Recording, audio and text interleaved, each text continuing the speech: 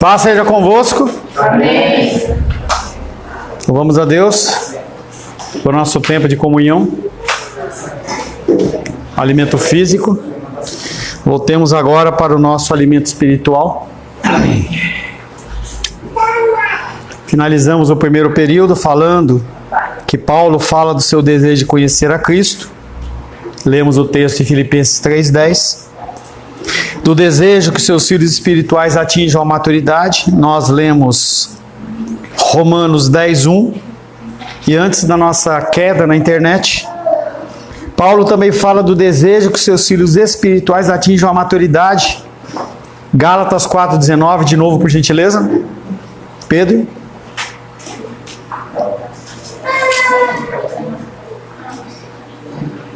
Qual é a passagem? Gálatas 4:19.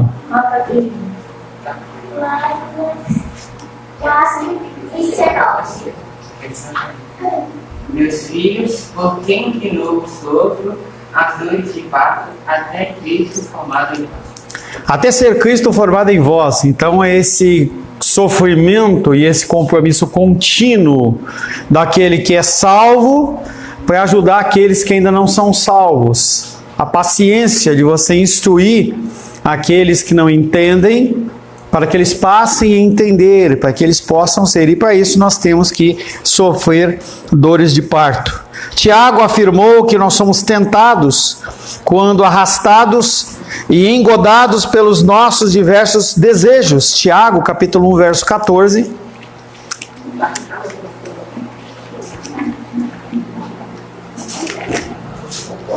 Tiago, capítulo 1, verso 14, espero que cada um tenha lavado uma parte lá, para a Rosângela não ficar lá embaixo até o meio do dominical. Você usou, você suja. Se você não usou, você também ajuda a limpar, por favor. Tiago, capítulo 1, verso 14. Depois você não fala que você não vai ler, tá? É você. Eu? É. Filho, Senhor. Já quem? 1,14. Ao contrário, cada um é tentado pela sua própria cobiça, quando esta o atrai e seduz. O apóstolo Tiago, ele vem trazendo o contexto das pessoas que culpam a Deus pelos seus deslizes, pelas suas dificuldades. E ele fala, não fale que você é tentado por causa de Deus. Pelo contrário. Cada um é tentado pela sua própria cobiça, quando esta o atrai e seduz. Nós todos temos desejos inerentes às nossas pessoas. Alguns são mais escandalosos em relação a outros. Então nós vimos o nosso querido André, que está parecendo o Chico Xavier com a mão no queixo lá, entendeu? Se você falar sobre caminhão, entendeu? Ele vai se encostar na roda, porque é um desejo do coração dele, latente do coração dele. Então, ele vai correr para longe porque vai chegar mais perto. Tomara. Estamos trabalhando, temos orado com afinco para que isso realmente saia do seu coração. Mas por enquanto, esse é um desejo que o atrai e o seduz. Cada um de nós tem um desejo e o atrai.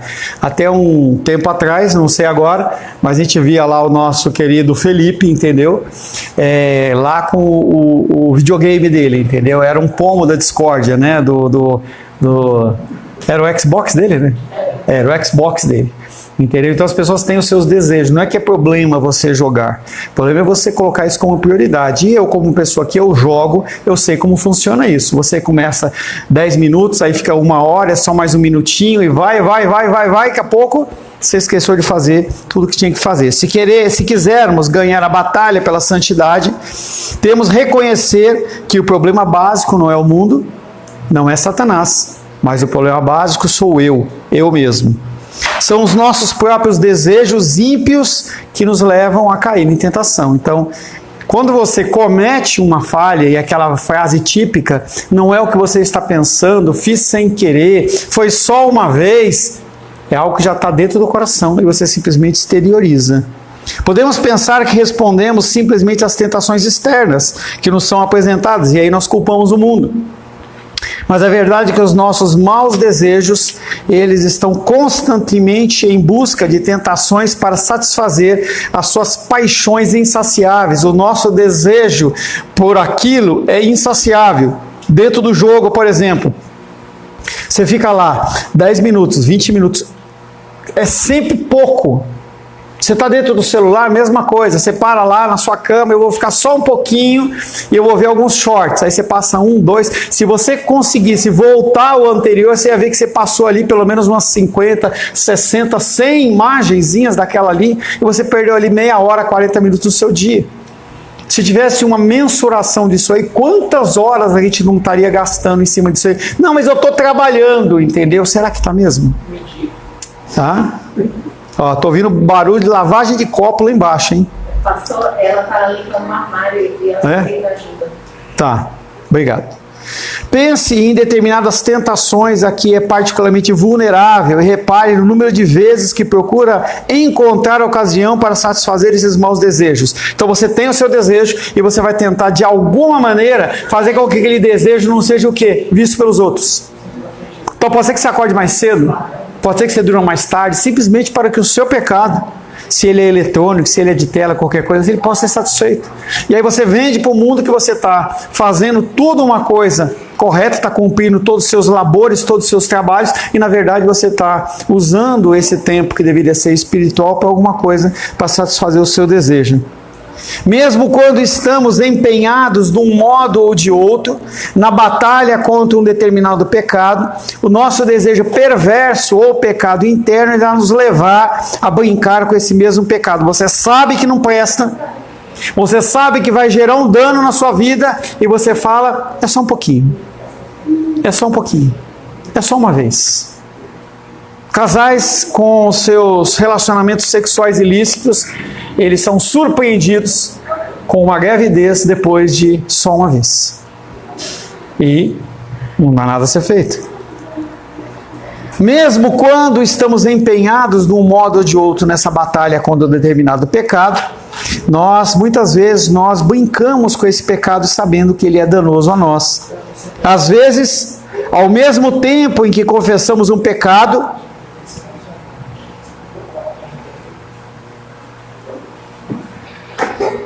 voltando, ao mesmo tempo em que confessamos um pecado, nos encontramos a começar de novo a alimentar maus pensamentos relacionados com esse pecado. E podemos ser tentados mais uma vez. A gente vê essa condição exatamente dentro do povo de Israel.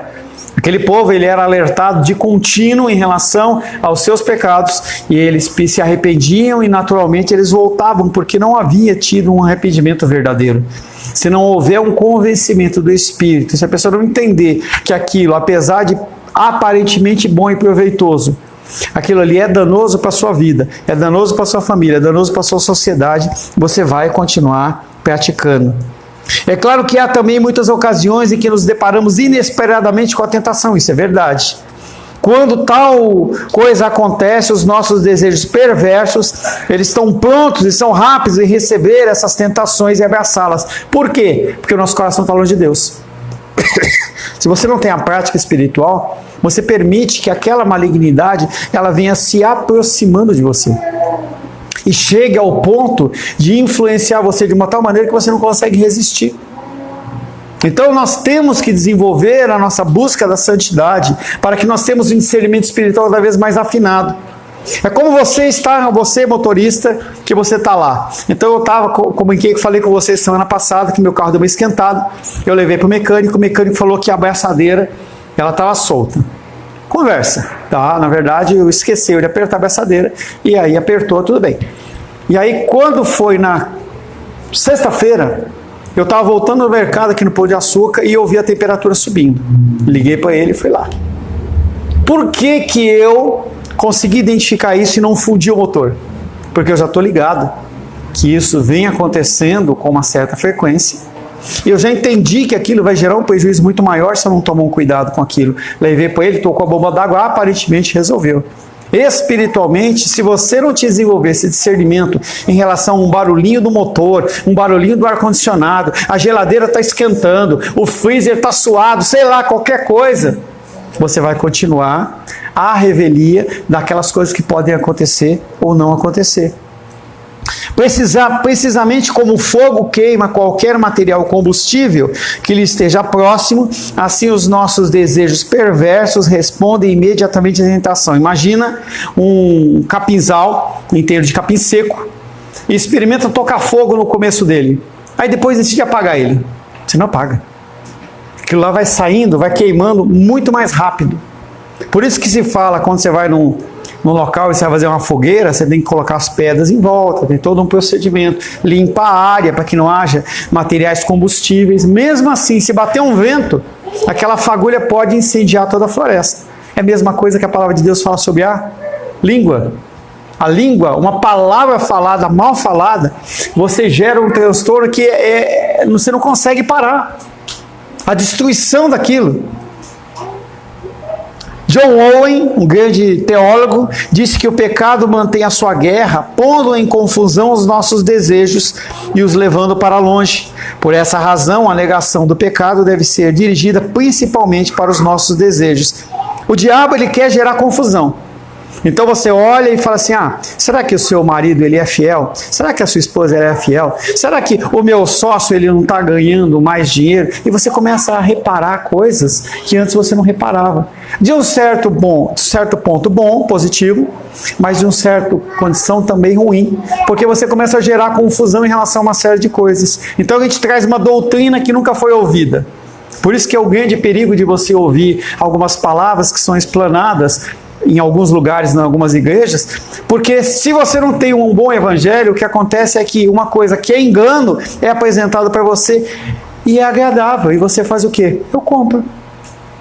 Então o cara colocou lá, parede preta. Então o cara pintou a parede dele inteira preta lá com o motivo dele. Já falei algumas coisas desse tipo. Vê uma igreja daquela, com 2, 3, 4 mil pessoas, aí eu tô com uma igreja pequena, o que eu faço? Vou lá e pinto também. Porque eu acho que como foi a unção lá, é a unção aqui. E eu não tenho problema que pinte de preto, de laranja, de abóbora.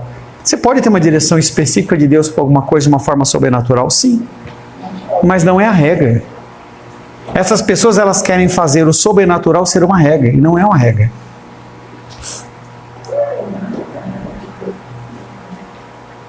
Temos de nos certificar que os nossos desejos são orientados para a glória de Deus. Esse é um fator que é fácil, é emblemático para você. Será que esse meu desejo glorifica a Deus? Será que vai acrescentar o que na minha vida? Será que isso é apenas para a satisfação do meu desejo? Ou tem alguma coisa a mais? Para que eu quero ganhar R$1 milhão? Para que eu quero ser próspero? É para o quê? Para você ter um apartamento? Para você ter uma casa? Será que é só você o centro? Se você tem como desejo da sua vida alguma coisa apenas para a sua vontade, você pode ter certeza que isso pode ter algum erro e uma falha. A terceira coisa que devemos entender a respeito do pecado íntimo é que ele tende a enganar a nossa compreensão raciocínio, porque ele é interessante. Então, quando você consome muito açúcar, ou você coloca muito sal na comida, você não sente o sabor da mesma. Não, eu não tomo café. Mas minha esposa, ela toma sem açúcar, porque ela quer sentir o paladar do café. Então você chega e convida o Alice para comer uma pizza de R$150 a pizza, ou uma pizza de R$10. Para ele é a mesma coisa, porque ele vai fazer o quê? Ele vai colocar o quê em cima? Que gosto ele vai sentir? Não é de mais nada. E é o gosto dele, não tem problema. Você pega o sanduíche, a cada mordida sua, você sente o gosto da carne? Não. Você sente a alface, tomate, pão? Não sente. Ou seja, qualquer coisa que você colocar, eu não estou criticando ele, é o gosto dele. Tem um rapaz que eu fui dar aula lá em Teresina, em que ele gostava tanto de ketchup, que ele ia lá, comia o lanche, eu vi ele fazer isso. Comia o lanche e depois ele começava a pegar guardanapo, colocava ketchup no guardanapo, ele comia o guardanapo com o ketchup. Oxi! Mas ele gostava de tal modo do negócio, ele estava sem dinheiro, aí ele comia o guardanapo. E ele contou que às vezes ele estava duro ali na lanchonete, e ele comia só o guardanapo. E aí os caras mandavam ele embora, porque ele não conseguia, ele só comia o guardanapo com o ketchup. Mas ele sente o gosto do guardanapo, se tiver algum gosto? Não. O que Satanás ele quer fazer? Ele quer trazer que você fique tão confuso em relação às coisas que você não sinta o prazer e a alegria daquilo que você está vivendo. Só isso. Caramba, tem que me esforçar mais. Hã? Qual a marca do ketchup? Tem que perguntar, né? Por isso, a grande estratégia de Satanás consiste em orientar a nossa mente. Efésios 4, 22. Aisla, por gentileza. É o doutor André. Olá, André.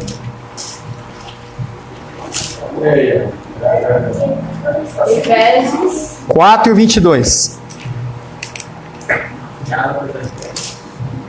No sentido de que, quanto ao trato passado, os despojeis do velho homem que se corrompe segundo as concupiscências do engano. Com o quê? Concupiscências. Ah, bom. No sentido de quanto ao trato passado, como você lidar com as coisas do passado? Você aprendeu uma nova norma, uma nova forma de agir, um pensamento novo. Você avaliou aquilo segundo o Espírito Santo. Você identifica que aquilo é melhor. Você vai fazer o quê? Abandona as velhas práticas. Você entendeu que o álcool teve uma influência negativa na sua vida. Independente de princípio bíblico. Você sabe que aquilo te afeta. O histórico que você tem em relação ao álcool, ele traz danos à sua vida. E a gente tem esse contexto dentro de Brasil. É um grande problema o álcool no Brasil.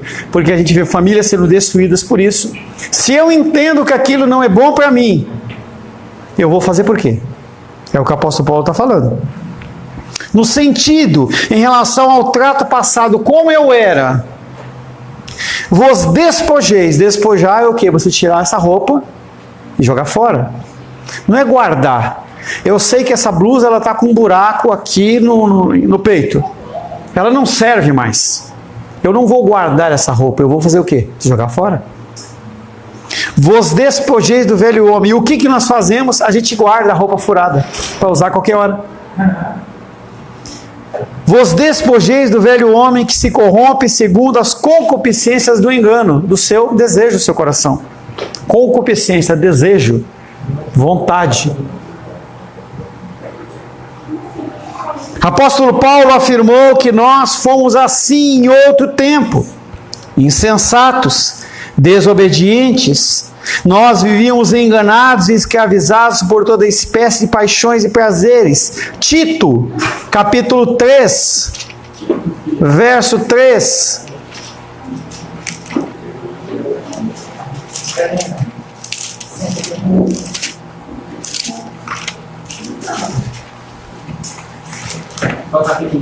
Tito 3:3.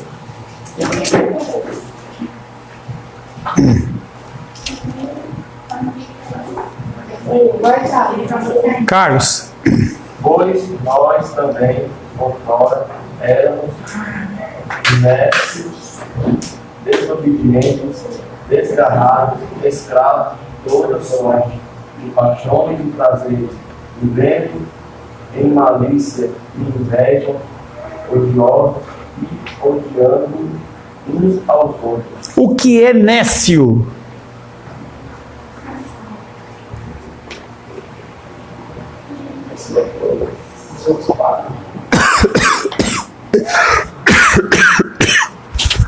O que é nécio?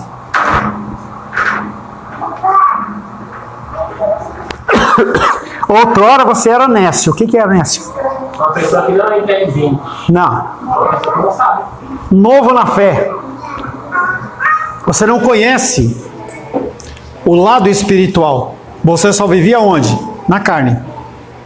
Então ele fala, antes você era o quê? Nécio. E por você ser nécio e não conhecer nada, você era o quê? Desobediente. Você não sabia o que era certo. Você não sabe qual é a regra. Você não sabe o que tem que acontecer ou não. Aí você, por ser nécio, você age dessa maneira. Nécio é novo na fé. Não, nécio é novo na fé. Você está misturando as coisas. Amaldiçoado. Tá? Nécio, novo na fé. É uma pessoa que entra na igreja e começa a aprender os conhecimentos do Senhor. E aí ele começa a tomar decisões a partir do quê? Daquilo que ele vivia e aquilo que lhe é apresentado. O apóstolo Paulo fala, se despoja. Você deixou de ser nécio naquele assunto? Age como uma pessoa que entendeu, como uma pessoa adulta.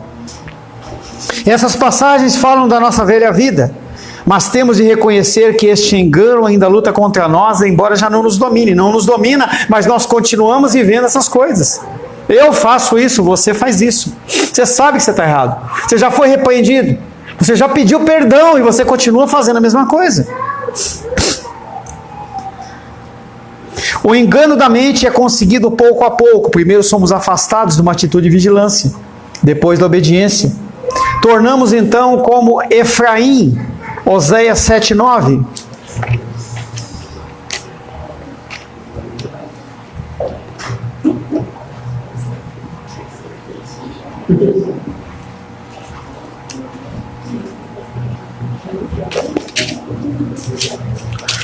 Oséias, capítulo 7, verso 9. Oséias, capítulo 7, verso 9. Pode ler? Pode.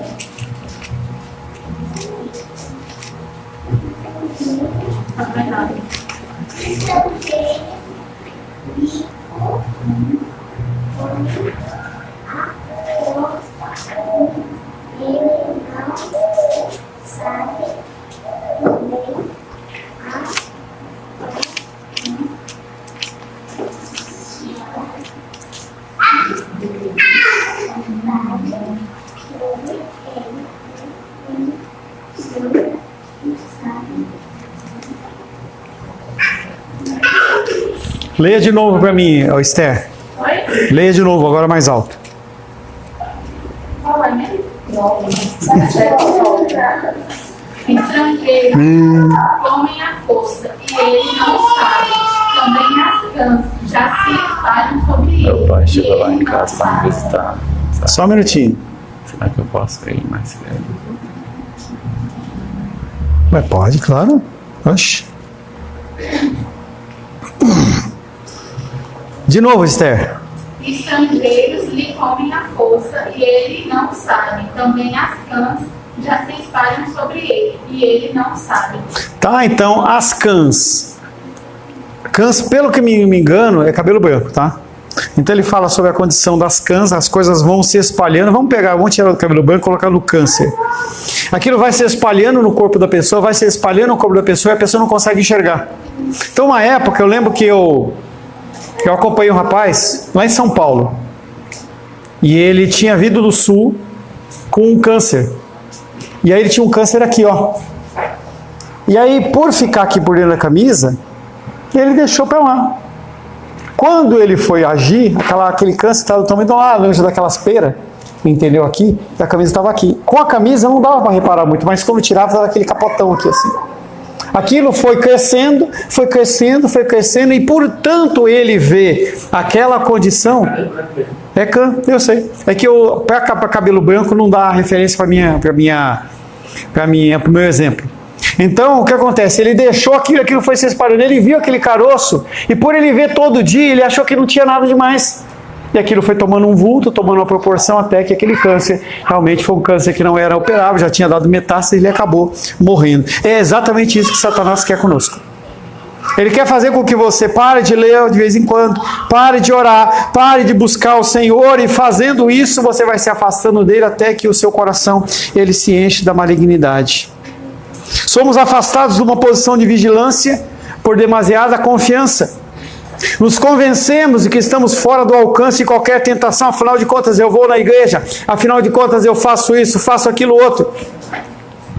Olhamos para a queda de qualquer outra pessoa e dizemos: eu nunca faria isso. Quantas vezes nós olhamos para uma condição pecaminosa de alguém e falamos assim: eu nunca faria isso. Então, quando eu falei do ketchup, por exemplo, alguns: eu nunca faria isso. Aí a gente olha para aquela condição e fala assim: isso eu não faço, mas o meu não tem problema. Se eu gosto de comer a minha pizza 100% ketchup, não há problema. Você entende que a gente estabelece os valores para proteger o nosso coração? 1 Coríntios 10:12.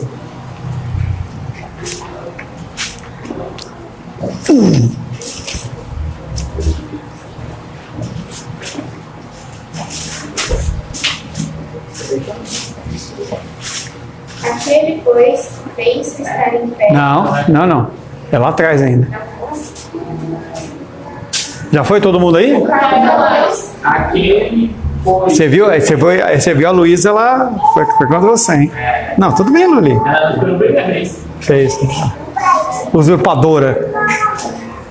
Aquele, pois, que pensa estar em pé, veja que não cai.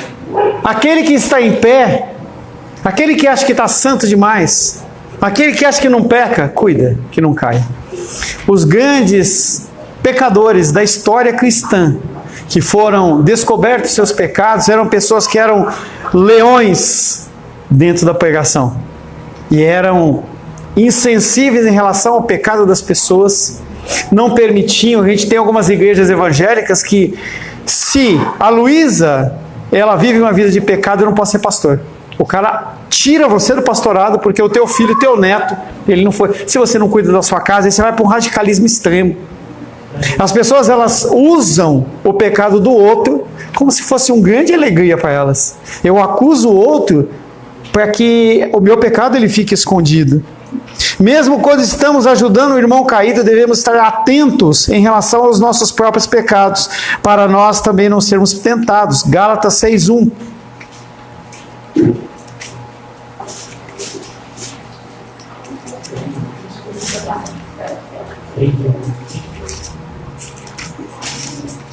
Irmãos, se alguém for surpreendido alguma, vós sois espirituais, corrigindo com espírito de brandura, e guarda-te para que não sejas também tentado. Então você vê o irmão pecando, você corrige ele, cuidado para você não cair igual. Então se você corrige a pessoa de uma forma branda, paciente, amorosa, você está olhando para a pessoa, para o pecado da pessoa, mas também você está olhando para uma possibilidade de você cometer. Somos muitas vezes desviados da obediência porque nos abusamos da graça. A gente acha que a graça, ela está aí para cobrir qualquer pecado, e está, e aí eu peco olhando para a graça. E aquele exemplo que eu já dei para vocês. Por que que o cara vai lá e assalta, um político vai lá e assalta milhões? Porque ele vai pegar uma pena menor, ou ele vai pagar uma punição menor. Então é interessante você fazer um investimento de 1.000 e se alguém pegar você em alguma coisa, você recebe 800 ou recebe 900, ou talvez você fique com os 1.000. Então é interessante para as pessoas. O pecado ele age dessa maneira também. Judas fala de certos homens que transformaram a graça de Deus em libertinagem. Judas 4. Qual o capítulo, pastor Paulo?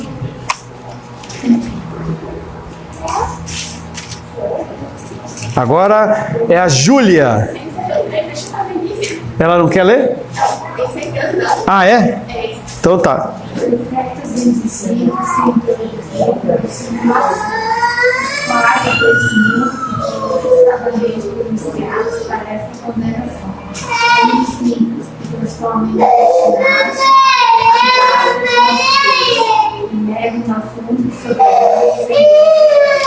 Então aqueles homens, eles se introduzem dentro da igreja e trazem,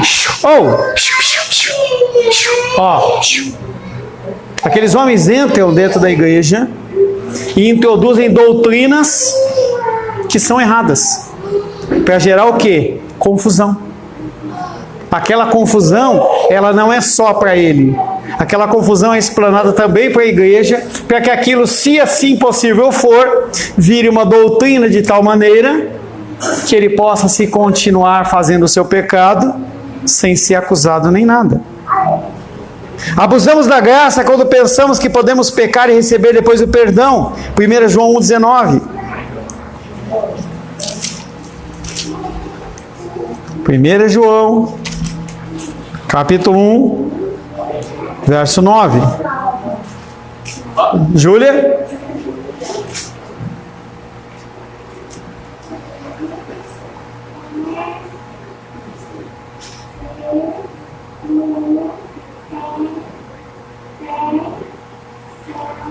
Se confessarmos,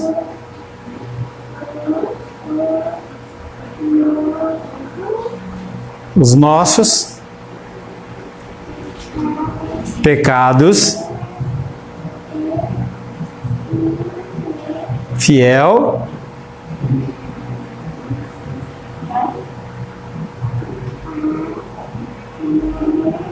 e justo para nos purificar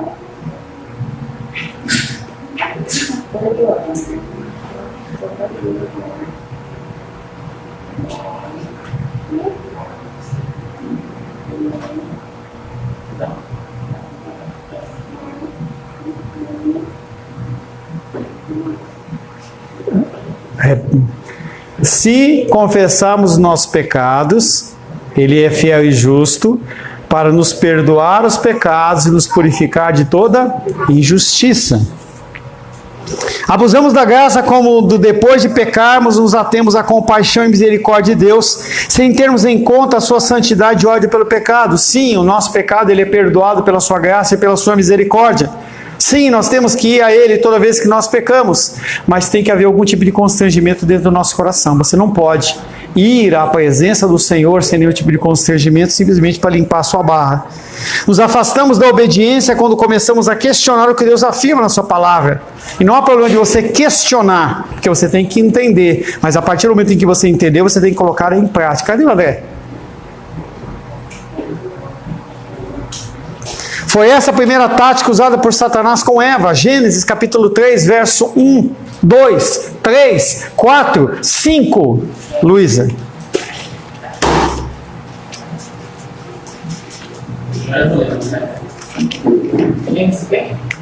Gênesis capítulo 3, versos 1, 2, 3, 4, 5. Mas a serpente, mais sagrada que todos os animais selvagens que o Senhor Deus tinha feito, disse à mulher: é assim que Deus disse: não comereis de todas as árvores do jardim? Respondeu-lhe a mulher: do fruto das árvores do jardim podemos comer, mas do fruto da árvore que está no meio do jardim, disse Deus: dele não comereis, nem tocareis dele, para que não morrais. Então a serpente disse à mulher: é certo que não morrereis, porque Deus sabe que no dia em que dele comerdes, se vos abrirão os olhos, como Deus, sereis conhecedores do bem e do mal. E aí a serpente ela usa de uma estratégia que é começar a frase de uma forma afirmativa. Ele não fala para Eva: você não vai morrer. Ele fala: certamente você não vai morrer. E isso em você, quando você ouve isso, esse certamente é uma coisa positiva. Aí você começa a pôr em dúvida: será que tem a morte ou não tem a morte? Será que eu morro ou se eu não morro? É uma coisa insignificante. Deus não vai condenar esse pecado, é muito pouco para Ele. Vemos, portanto, que embora o pecado não tenha mais domínio sobre nós, ele mantém a sua luta dentro de nós. Se não o combatermos, ele vai nos derrotar. O nosso recurso contra esse combate é sermos rápidos e firmes contra as primeiras manifestações de qualquer pecado íntimo. Jesus Cristo, Mateus capítulo 4. Ele está lá, não precisa ir não. Está lá, e aí ele está com fome, 40 dias de jejum. Satanás, ele tenta primeiramente ele contra quê? A fome dele. Se tu és o Filho de Deus, transforma essas pedras em pães. Para o quê? Matar o desejo do seu coração. Se a tentação encontrar algum abrigo na nossa alma, vai se aproveitar dele e vai nos levar a pecar. Eclesiastes, capítulo 8, verso 11.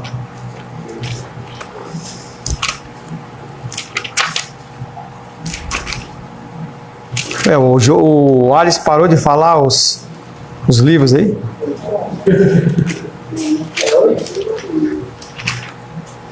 Eclesiastes capítulo 11, 8, verso 11. Salmos, Provérbios, Eclesiastes. Eclesiastes 8, 11. Página 912, Juan. Visto como não executam a sentença sobre a má obra, o coração e o espírito dos homens está inteiramente disposto a praticar o mal. O meu coração está disposto. Apareceu a oportunidade, o que eu faço? Não. Diz não para o pecado, você é salva. Você não tem que fazer isso. Não, mas você tem que ser contra isso. Entendeu? Você tem o Espírito Santo. Vai ver, o que você vai fazer? Ainda mais que você é da família pastoral, você tem que dizer, não, há uma cobertura espiritual maior sobre a sua vida. Entendeu? Além do mais, nunca devemos nos convencer de que a nossa luta contra o pecado chegou ao fim. Nunca vai chegar ao fim. Até que... quando tocar a trombeta, entendeu? Ou você morrer. Aí acabou a luta, tá? O coração ele é insondável, os nossos desejos são insaciáveis e a nossa razão está constantemente em perigo de ser enganada. Se você não alimentar, você se engana. 2 textos para a gente finalizar, Mateus 26, 41. 26, 41. Helena, qual é o versículo, Helena? Versículo.